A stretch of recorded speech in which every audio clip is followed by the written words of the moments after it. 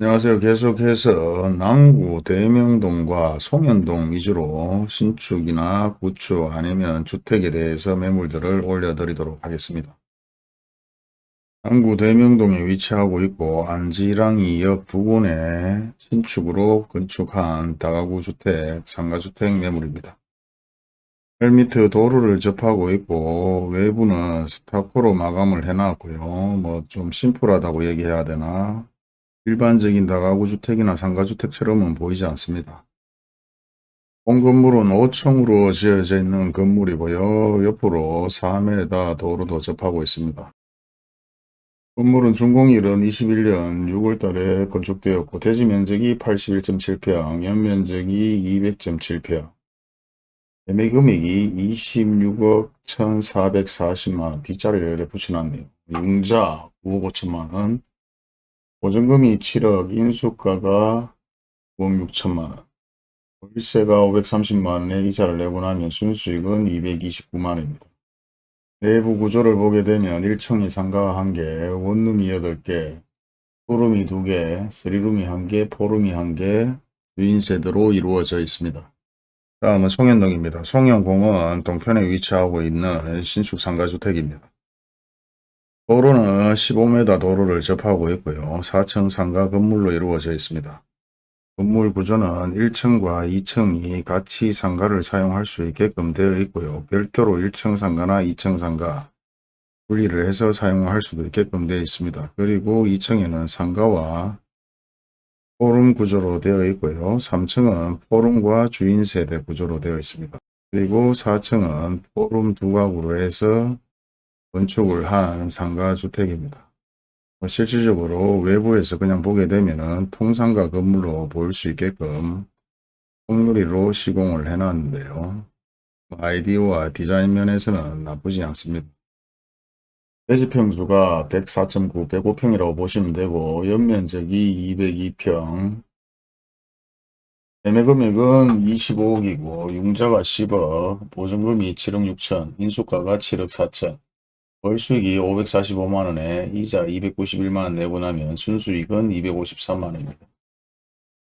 아무래도 건물 같은 경우는 전면이 좀 넓으면은 아무래도 좀 웅장하고 좀 커 보이는데 요 건물 같은 경우는 전면이 좀 좁고 뒤로 쭉 그렇게 길쭉하게 되어 있는 건물이다 보니까 평수가 넓은데도 그렇게 크게 넓다는 느낌은 느껴집니다. 다음은 대명동의 팔레트 부근에 위치하고 있는 4층 상가주택인데요. 북도로 8m 코너를 접하고 있고요. 현재 로드뷰너는 건축을 하고 있는 것처럼 보이는데 실제 완공이 다 되었는 건물입니다.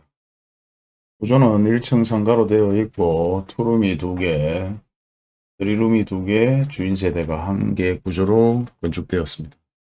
대지 평수가 48평, 연면적 건평이 95평, 매매 금액은 12억 5천만원, 융자가 6억 원, 보증금이 2억 2천, 인수가가 4억 3천, 월수익이 290만원에 이자를 내고 나면 순수익은 90만원입니다.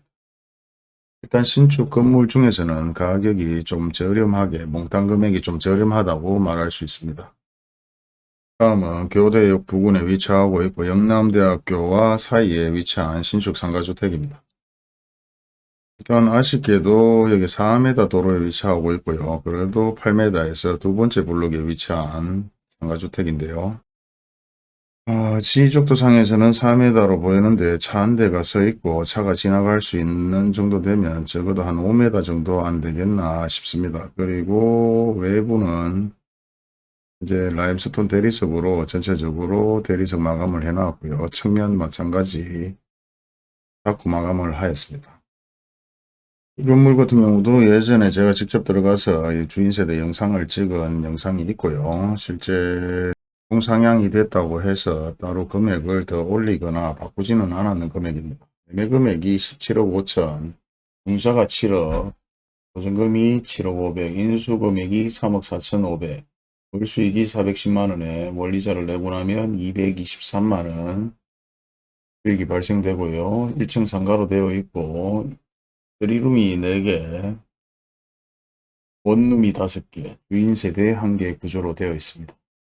일단 기본적으로 뭐 몇 개의 상가 주택을 제외하고는 평균적으로 종합건설에서 건물을 짓는 상가 건물들은 동상향이 됐다고 해서 금액을 따로 높이거나 굳이 팔지 않겠다 하는 그런 상가 건물은 없네요. 다음 매물 마찬가지 영대 이공대 부근에 위치하고 있고요. 실제 6m 도로를 접하고 있는 신축 상가주택입니다.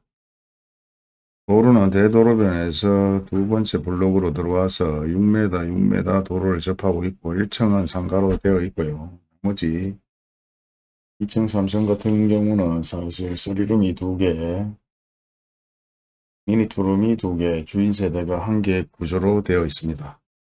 대지 평수는 44.7평이고 연면적 건평은 87.9평, 88평 정도 되겠네요. 매매 금액은 12억 5천만원, 보증금이 2억 1,500만원, 인수금액이 4억 3,500만원, 월수익이 290만원, 이자를 나고 나면 순수익은 125만원입니다. 매매 금액에 대비해서 신축으로 되어 있고 가성비는 좋다고 할 수 있는데 사실 여기에 제가 가보면 단점이 엘리베이터가 없다는 게 단점입니다. 거기야 요즘 짓는 것들은 대부분 엘리베이터를 기본적으로 좀 많이 넣는데 구조상, 평수상 아무래도 수익률 위주로 건물을 짓다 보면 엘리베이터를 이렇게 되면 구조가 깨지는 경우도 발생되고 수익률이 좀 떨어지는 경우도 발생돼서 엘리베이터를 넣지 않은 것 같습니다. 다음은 계대 남쪽에 위치하고 있는 상가주택입니다. 8m 도로를 접하고 있는 상가주택이고요. 실제 현장을 보게 되면 건축을 하고 있는 것처럼 보이는데 건물은 완공이 되었습니다. 완공이 되었고 외벽 마찬가지 대리석으로 마감을 했고요. 1층 상가가 들어가 있고 원룸이 11개, 미니투룸이 1개, 드리룸이 2개, 주인 세대 1개 구조로 되어 있습니다. 대지평수가 좀 큽니다. 대지평수가 100.5평이고요. 건평이 179.9, 180평 정도 되고 매매 금액이 24억, 중저가 7억 5천, 보증금이 9억 5,500, 인수가가 6억 9,500, 월수익이 626만원을 내고 나면은 순수익은 409만원.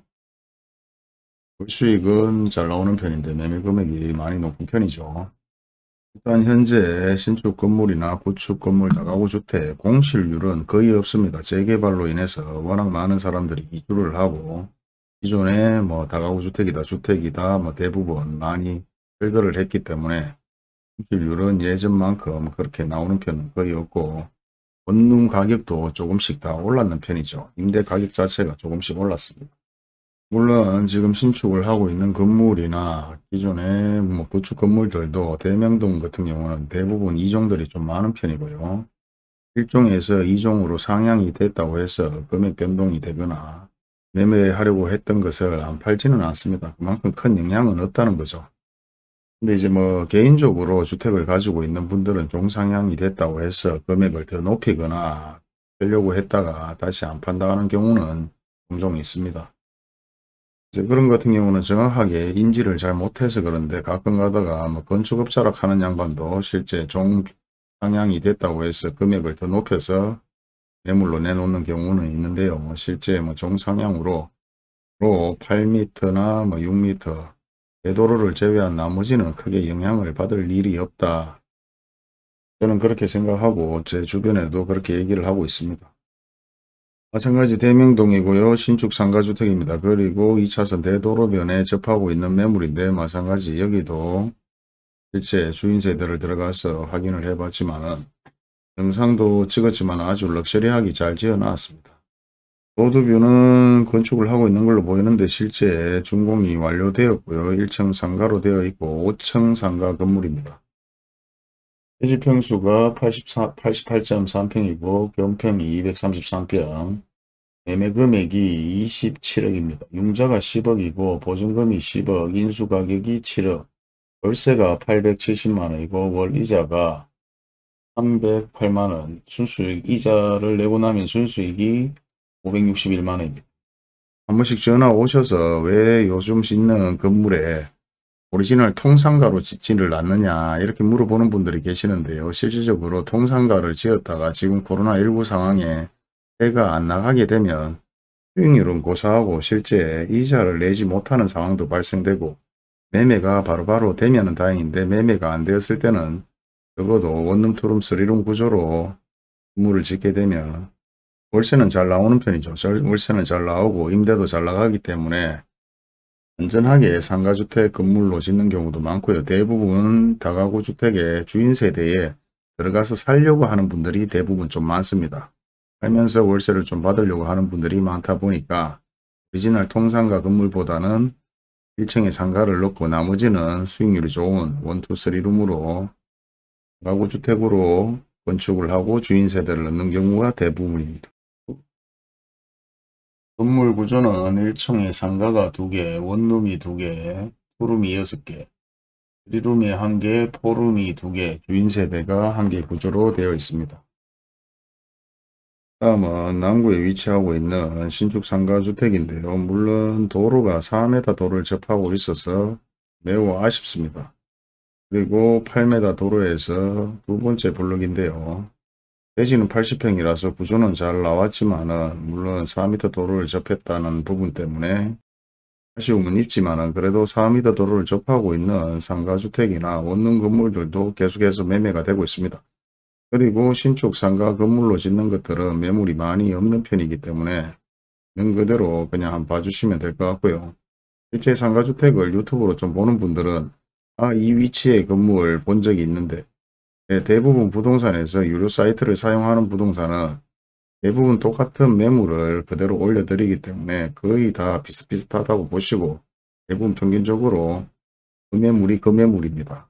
단지 그런 매물을 보면서도 사실 부동산에 방문을 하는 이유는 유튜브에 얘기하지 않거나 네이버 광고, 블로그 광고를 하지 않는 매물, 좀 좋은 매물이 없을까 해서 방문을 했다가 사실 대부분 다 비슷비슷하고 그 중에서도 뭐 얼마나 가격을 할인하거나 절충해서 거래를 할 수 있는 부동산이냐 아니면은 신뢰가 가는 부동산이냐에 따라 거래 확률은 좀 높아진다고 보고요. 실제 그렇게 해서 거래가 된 경우도 종종 있습니다. 그리고 요즘 같은 경우는 사실 사무실에서 예전에 뭐 돈 안 되는 거는 하지 말라고 제가 얘기를 했는데 사무실 내에서도 뭐 예전에 돈 안 되는 건 하지 마라 카디 맨날 상담 전화만 그래 받느냐 상담사냐 뭐 이렇게 비꼬기도 비꼬입니다. 하지만 뭐 지금 그런 상황이 돼 버렸죠. 워낙 뭐 전화가 많이 오니까 안 받을 수도 없는 거고 또 묻는 거를 회피할 수도 없는 거니까 완성이 됐습니다. 금액을 보도록 하겠습니다. 세부 내역을 보면 대지평수가 80평, 건평이 134평, 매매금액이 16억, 융자가 8억, 보증금이 2억이고요. 인수금액이 6억입니다. 실수익이 400만원에 이자를 내고 나면 순수익은 166만원입니다. 다음은 대명동 외국인 아파트 옆에 위치하고 있는 협소 상가주택인데요. 8m 도로를 접하고 있고 외국인 아파트까지도 로드뷰에서 원래 브라인드 처리를 했네요. 외국인 아파트 보면 안 되는가 우리나라에서. 좀 웃기네. 1층 상가로 되어 있고요. 2층 3층은 주인세대 복층 구조로 되어 있습니다. 대지 평수가 35평이고 건평이 50평, 매매금액이 7억 5천만원. 융자 체크가 안 돼 있는데 융자는 받아 놨을 겁니다. 1층 상가를 넣은 이유가 융자를 받으려고 대부분 상가를 넣기 때문에 기본적으로 7억 5천이면 못해도 뭐 한 3, 4억은 받아놨지 않겠나 싶은데 사이트상에서는 올려놓지는 않았네요. 일단 월세 내역도 기본적으로 없는데 신축 상가 같은 경우는 보통 뭐 8평, 12평 내외 기준으로 좀 왔다 갔다 그리는데요. 평균적으로 월세는 한 70에서 10만원 정도 임대 내역으로 내놓는 금액들입니다. 마찬가지 협소상가 주택 개념인데요. 뭐 계대하고 이공대 사이에 위치하고 있기 때문에 뭐 임대는 잘 나갈 것 같고요. 6m 도로를 접하고 있는 신축 상가 협소주택입니다. 기본적으로 협소주택이라고 하면 한 30평, 28평, 35평까지 뭐 협소주택인데 여기는 그래도 평수 한 40평 정도 되기 때문에 협소주택이라고 말하기도 좀 애매합니다. 현재 이제 우리가 협소주택이라고 얘기하는 이유는 그게 이제 원룸이나 다가구가 안 들어가 있고 상가 하나 들어가 있으면서 2층, 3층 주택이라는 거죠. 세를 받는 원룸, 투룸, 쓰리룸이 없고 2층, 3층에 한 주택으로 쓰고 있기 때문에 기본적으로 평수가 28평, 30평, 뭐 35평 이래 돼도 거주주택이라는 단어를 씁니다. 현재 보시면 뭐 건축을 하고 있는 걸로 보이는데 건축은 완공이 되었고요. 1층 상가로 되어 있고 2층, 3층은 주인세대 복층 형태로 만들어준 주택입니다. 대지 평수는 40평이고 건평은 55평, 매매 금액은 7억 3천. 1층 상가 같은 경우는 신축으로 뭐 한 7, 80 정도의 임대료를 받는다고 보시면 되고 잘 받으면은 뭐 위치가 좋으면은 뭐 한 100만 원 정도까지도 받는 곳도 있더라고요. 다음 마찬가지 남구의 일종 주거지역에 위치하고 있는 신축 다가구 주택인데요. 바로 앞에 시장이고 8m 도로를 접하고 있고 일종이라고 해서 건물을 지었는데 뭐 종변경 종상향으로 돼서 금액이 더 올라가거나 뭐 그런 건 전혀 없습니다.